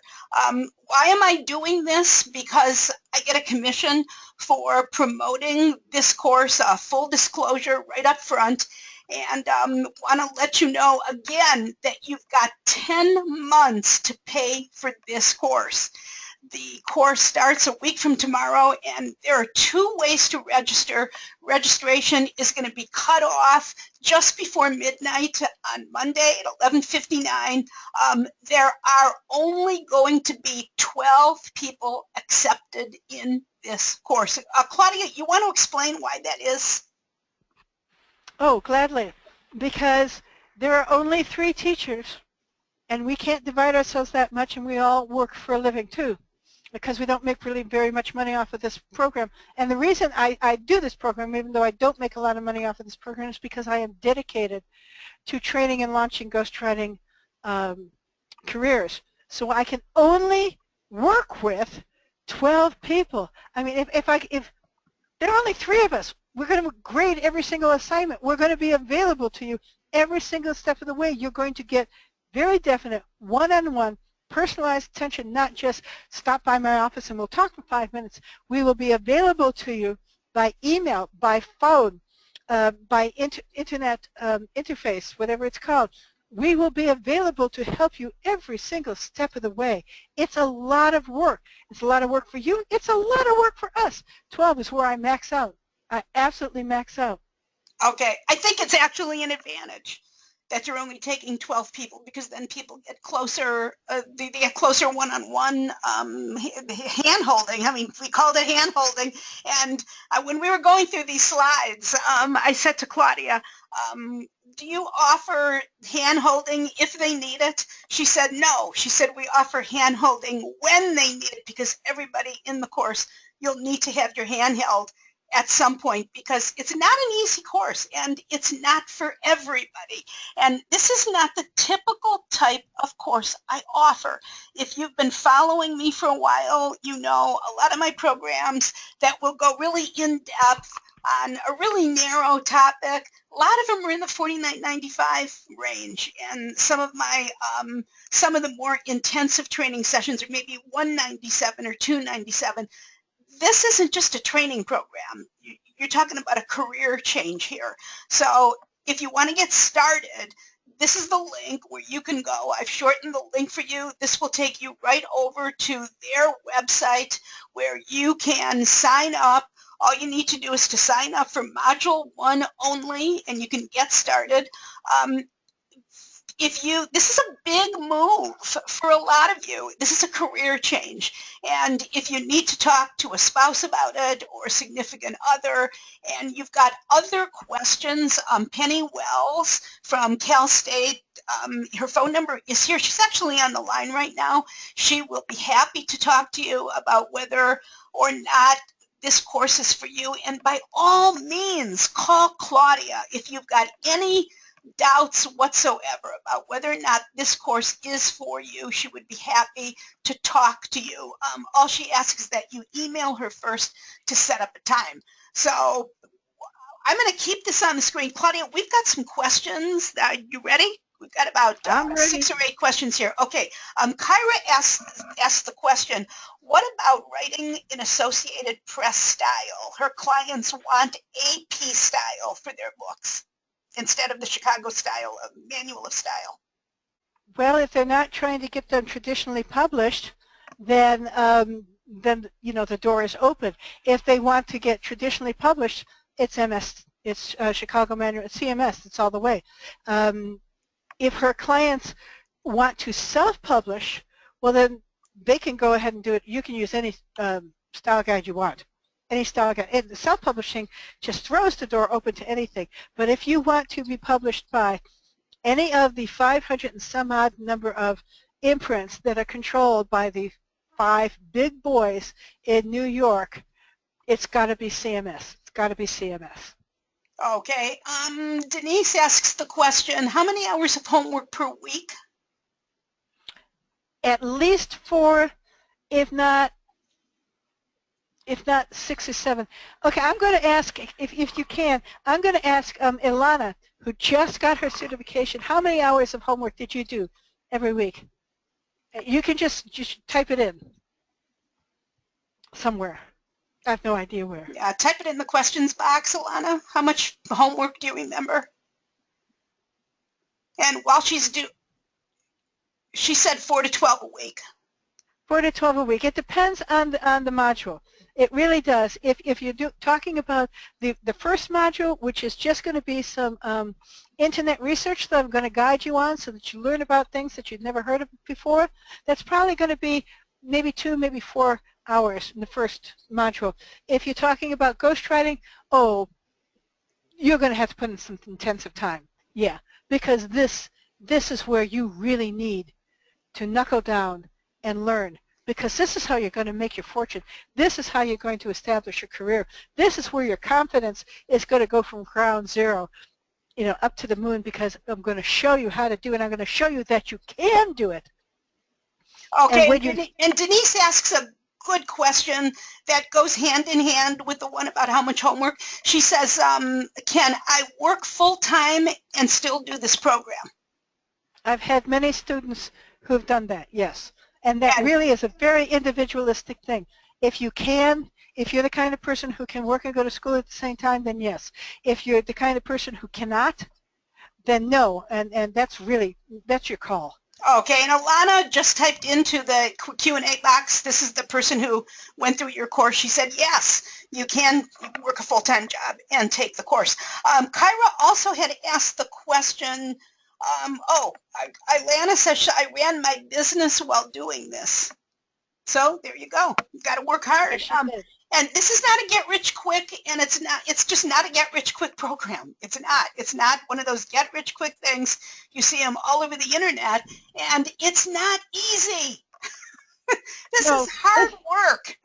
This is a life-changing, career-launching program. You will never look at reading and writing again the same way, ever. You will never look at it the same way ever again. Okay. This is going to change your life. Kyra had asked the question earlier, what about contracts? What do you use different kinds of contracts for different types of clients? And I'm assuming that you cover this thoroughly in the course, is that correct? I do cover this very thoroughly in the course, and my grads all have access to every contract as contracts are changed and updated and vetted by my attorneys. They all have access to the contracts that I use that they can also reproduce and use for themselves. Okay. I'm very generous. Okay. Somebody asked a question about, he said he was not interested in a couple of the modules that were offered. Can he pick and choose what modules he wants to take? He can pick, he can stop anytime he wants, but you cannot advance in the modules if you have not taken every module succeeding it, because this is a progressive program. And I'm not going to be trying to teach you how to line edit if you haven't already learned how to substantive edit or ghostwrite. I'm not going to give you the secrets of A&Rs and submissions if you haven't learned how to ghostwrite and you don't know anything about the industry. So this is a successive program. You can stop anywhere you want, but if you want to pick up, then you have to start over again the following year. Okay, Penny, this is a question for you. Denise says, I'm signing up. Is there a promo code I should be using? It is asking me for a promo code. I don't think you need a promo code. Why don't you just try to put your registration through? And Denise, Penny's phone number is here, so if you have any trouble registering, why don't you copy down her phone number and you can call her tomorrow and she can get you all set up. Somebody asks a question that I had asked Claudia when I first heard about this course. Why would someone go through this entire course and then not be a ghostwriter and go off and write their own books?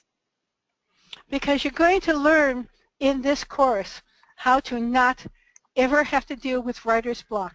You're going to learn in this course how to structure your books and form your books so that they will be given serious consideration in the marketplace, so that they're not easy rejects. You're going to learn in this course how to overcome the implausibilities of your novels and how to make sure that your nonfiction hits all the marks that the publishers want. You're going to learn in this course the truth about the book industry, how to work it, how to find out the answers. And of course you are also going to have, when you're done with the course, a team of people who will answer your questions ad infinitum, even if you don't become a ghostwriter, and will help you. And if you do decide to write your books, all your books for yourself, you know, and you want some assistance with that, yeah, we'll be here for you. Cool. Denise says she has already successfully signed up, and so she's set to go. So there you go. Okay, very good. Another question. What percentage of times does a ghostwriter work for an author who does not have a manuscript? Okay, in nonfiction, I would say that, I want to say 50-50, but I'm going to say, yeah, a little bit less than 50-50. I would say most of the time, maybe 55% of the time, the author has a manuscript. But in nonfiction, not in fiction, but in nonfiction, I do an offer. Certainly if I'm doing memoir, if I'm doing a narrative nonfiction, we are often working from, here's, you know, quiet space, here's the recording device, hit the button, let's get going. We've put together the outline. I'm going to ask questions. I'm going to let you talk until you're done, and then I'm going to ask more questions, and back and forth and back and forth. That is very standard for nonfiction. Like I say, especially in memoir, and memoir pays very, very well, boys and girls. Cool. Very, very well. In fiction, I actually only have 2 instances in all of the times I've been doing this where the author did not have a manuscript to work from, and we had to take it from the beginning. Okay. One of those never flew, and the other one we're still playing with. Okay, Maura, you have 2 more students.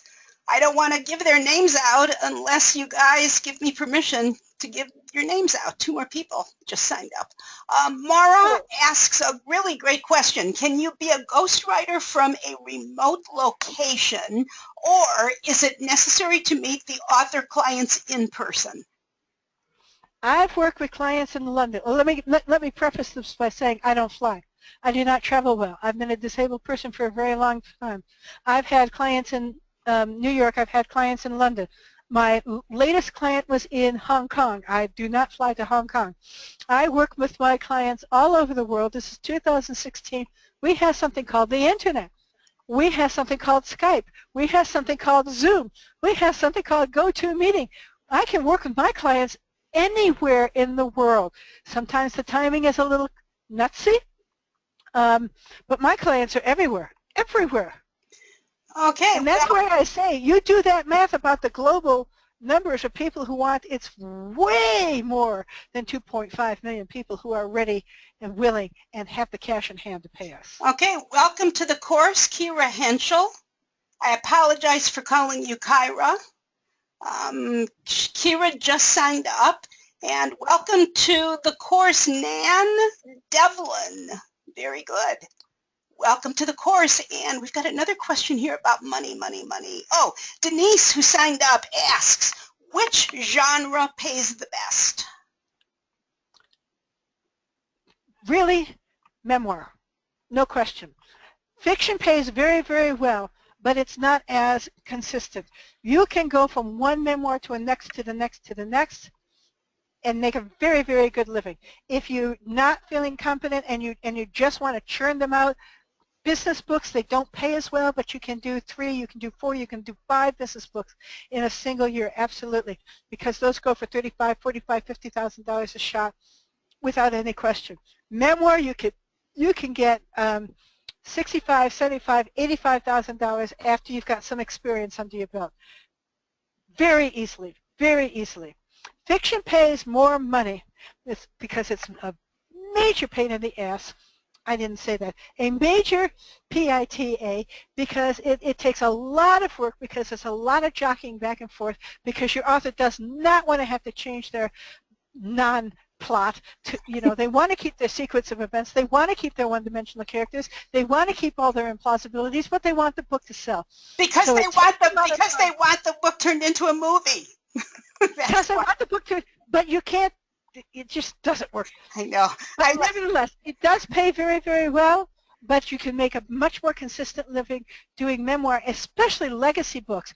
Oh, legacy books are wonderful. You don't even have to worry about Chicago manual style. You don't even have to worry about a lot of the things What that is it, connect Claudia? to these. What's a legacy book? A legacy book is a book for family and friends.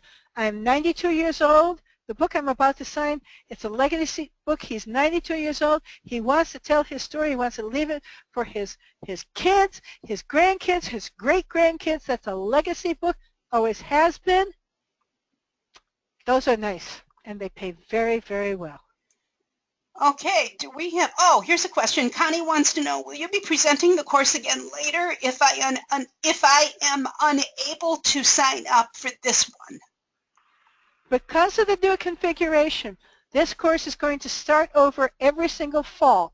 It will not start in mid-year in January like we used to when we were teaching it in 2 separate sections. It's a solid 10 months. We take time off for the holidays, and we do take some time, a week off in between every other module to make sure that everybody has a chance to catch up with their homework and breathe, and I have a chance to breathe. But it's a solid 10 months, so it starts in August every year. The next time you can take it again is next August. Okay.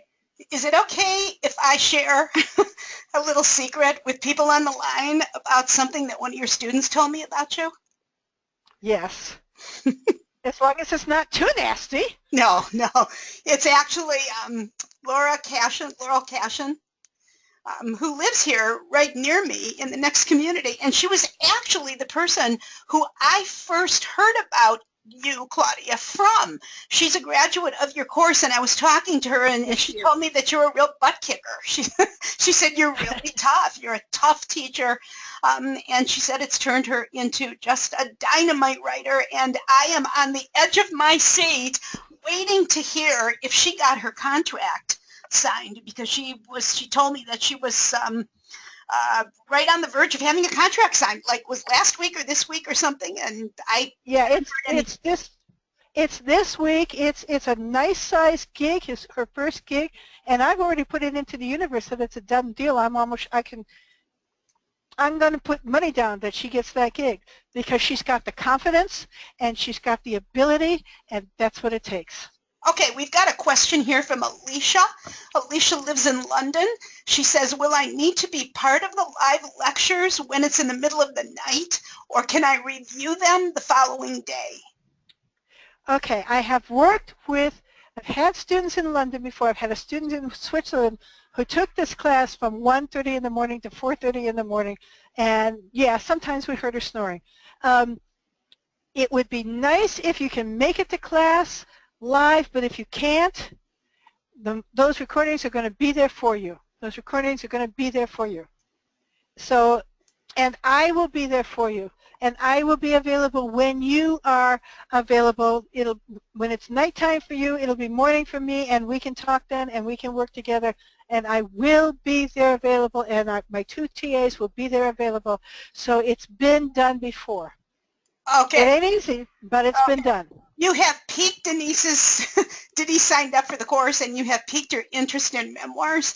She's curious. How many memoirs a year could you do? Or could she do?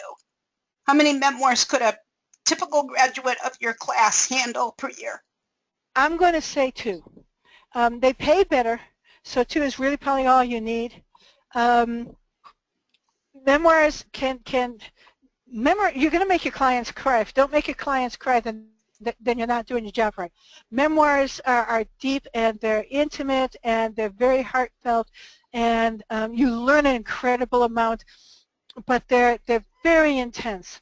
I will do a memoir and a bunch of other, 2 or 3 other kinds of books. I usually only do 1 memoir a year because they're very gut-wrenching. Okay, here's a question I have about marketing. Regardless of what business we're in, Claudia, and you had 4 great testimonials on the screen from your students who took your class and gave you testimonials. If ghostwriters don't share their clients' names, how do you teach ghostwriters what do they get? Do they get testimonials? What do they get? I do teach them how to put together their professional package. I teach them how to use the gigs that they have done to promote themselves without giving away the name and without giving away the author, just giving away the type of book, their contribution to it, when they did it, what its status is right now. I teach them all of that, and one of my grads, Derek Lewis, the guy who was up first, does a special, and we're working out a special deal because he's a marketer. He's a big high price or high energy marketing kind of guy, and he is putting together a specific class for certified ghostwriter graduates to help them market and launch their careers. So besides what I teach you, you will have his extended marketing class to take it to the next step. Cool. Combined with my 2 hours of consulting, your ghostwriters are going to kick some serious butt out there. Yeah, but there's only 2.5 million people looking for them. Yeah. I'm looking through here to see if there are any questions that I have not addressed. We're going to be wrapping it up pretty soon, and I'm going to remind you, we had several hundred people signed up for this call, and so there are going to be a lot of people listening to the replays tomorrow and over the weekend. We also need to reiterate that the deadline for registration is going to be 11:59. I always put 11:59 p.m. on there because I can never remember if This is just a quirky thing with me. I can never remember if midnight is the day before or the day after. So I just use 11:59 p.m. on Monday night. And we've got, what, 3 or 4? It looks like we may have 5 or 6 people who are on the line tonight who might sign up for this course. And you said you have a couple others signed up already, so I wouldn't be surprised. This thing could be filled up. Possibly by the weekend. You may have to close registration before Monday night, which, you know, for you guys is a good thing. But if people don't want to get closed out of the course, act now or kick yourself later. So, you know, talk to your spouse or significant other about this if you need to. Call Penny Wells at the number you see here. Call Claudia Suzanne at her office number here if you have any questions whatsoever. Somebody says here, Sabrija?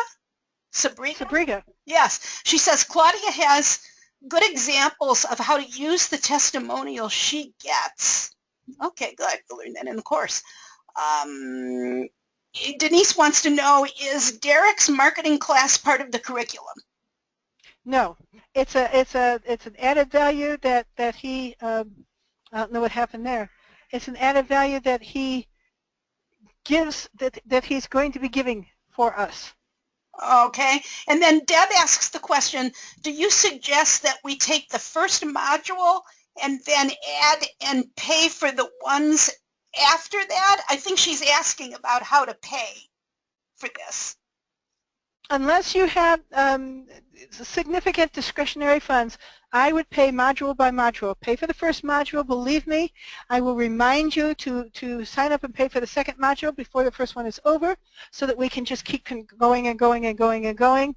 The people who have been taking these classes in modules have pretty much been doing that. Last semester we had one student who paid for the entire program up front, but she did not pay for it herself. Her corporate employer paid for it. So she didn't have to worry about it, because even though this doesn't quote-unquote serve a corporate need, corporate writers find this material and these techniques and tools and approaches to writing to be very, very useful. Are we still here? Yep, we're still here. I'm now the presenter, so I just flashed. I just wanted to keep that slide on the screen because we lost your slides. Let me see. There was something else that I wanted to reiterate that I don't think we talked about, that you and I talked about when we were preparing for, oh, I know what it was. You told me that during the course, you teach your students how to do something specific that will help them pay for the course while they're taking it. In other words, they can earn money doing whatever it is you're going to teach them during the course, even before they have their certification, correct? Yes, yes. A number of things. A number of things. Okay, cool. A number of things. And one of my recent grads, who was a developmental editor, started incorporating some of the things that we were going over in class, and she wrote to me. In fact, she called because she called on a regular basis, and she said, I decided, you know, to start using the substantive edit concepts that you taught us, and boy did it make my work a lot easier, and boy did it make my publisher that I'm working with happy. Excellent.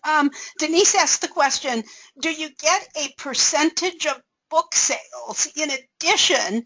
I know the answer to this question because I've paid attention. Do you get a percentage of book sales in addition to the per project fee for writing the book? I have a friend who writes book proposals and gets $30,000 for book proposals. Okay. I do not. I'm an invisible ghost. I never take a piece of the action. If I'm taking a piece of the action, once again, it comes back to investment. I'm not going to invest my guts in somebody else's book. That's just all there is to it. I just don't. I'm a professional ghostwriter. I do not take a piece of somebody else's project. And one of the reasons I've done so many books, that I have a couple of things that closes gigs for me. I'll be perfectly honest. Number one, I will never put my name on your book. That closes a lot of gigs. Number 2, I take payment plans. That closes a lot of gigs. Number 3, I never take a piece of the action. That closes a lot of gigs. And number 4, of course, I take credit cards. And that closes a lot of gigs. Those 4 things together, no name, no taking a piece of the action. I remember what the other one was. And I take payment plans and I take credit cards. Closes a lot of gigs. And of course, I know what I'm doing. Of I course. have the confidence and the authority, and I know more about the business. One of my earlier students wrote a testimonial to me. She said, Claudia Suzanne knows more about the book industry than anyone else she has ever encountered, and she's been in the book industry for 10 years. There you go. Penny Wells from Cal State has something that she wants me to remind everybody about. She says, please tell them that materials are included in the cost of the course, and we send them a headset microphone at the first module, and this is so that you can wear the headset and microphone. And I'm assuming, Penny, Claudia, that they can ask questions during the presenting. Is that correct? Oh, yes, this is a very, very interactive course. Okay. I would expect my students to answer questions and to bring up questions and to contribute and to share and to say, wait a second, I didn't get that. Can you slow down? Because you're bulldozing through again. And to absolutely, this is a very, very interactive course. That's why being live is so important. And my students who are not, are not continental or North America, or I've had students in Canada, a lot of students in Canada, and the U.S. obviously. Before we were in Cal State Long Beach, I had one in Brazil, I had one in Switzerland, we had one in London, but she couldn't keep it up because I think she was working too much. But she did take the information, and she keeps in touch with me, and she says she's using everything she learned in the class in her business. So even if you're not local, even if you have to just do it asynchronously instead of synchronistically, if I've got those words right, and I may not have those words right, nevertheless, we will be here for you, and you can always call, you can always email, we can always get online and work on whatever it is you need to work on. Okay, and you have a student, Liv Hogland? Liv Hoagland, she's my one of my teaching assistants. And she is on the line here, and she says, I urge you to sign up. I took it a number of years ago, and it changed my life. Yes, it did. Oh, very good. God bless her. And Denise asked the question, what time of day is the course taught? And she apparently lives in the Pacific time zone. It's 5:30 to 8:30 p.m. Pacific time. So it's after work, 5:30 to 8:30 p.m. Pacific time. We're hoping that if we do end up with a tremendous number of people on the East Coast or on the other side of the pond, on the other side of the Atlantic, we might be able to put together a morning class, which would be morning for us, but evening for them. That's something that Penny and I can discuss later, but right now it's 5:30 to 8:30. And what day is it taught? What day? Wednesday evenings. Wednesdays, okay. Okay, and Denise says she lives in Chicago, not on the West Coast. Okay. And Penny says, yeah, and Penny says that, she says, we send them a new headset mic so no one has to worry about technology. Thank you, Penny. A lot of my headset mics, they've been through the ringer. They're broken and busted and frayed wires, and they're really in bad shape. I think that's it. I want to close with a testimonial from one of your students, and I don't know if this is a man or a woman. M.K. Pelland? M.K. Pelland, she's a female, yeah. It's a woman. Okay, and this is what M.K. says about the course. Claudia knows more about publishing than most people ever will. She's the consummate ghostwriter teacher, understanding what authors need to know to successfully complete their book dream, and she has a finely honed talent for communicating what she knows to her students and clients.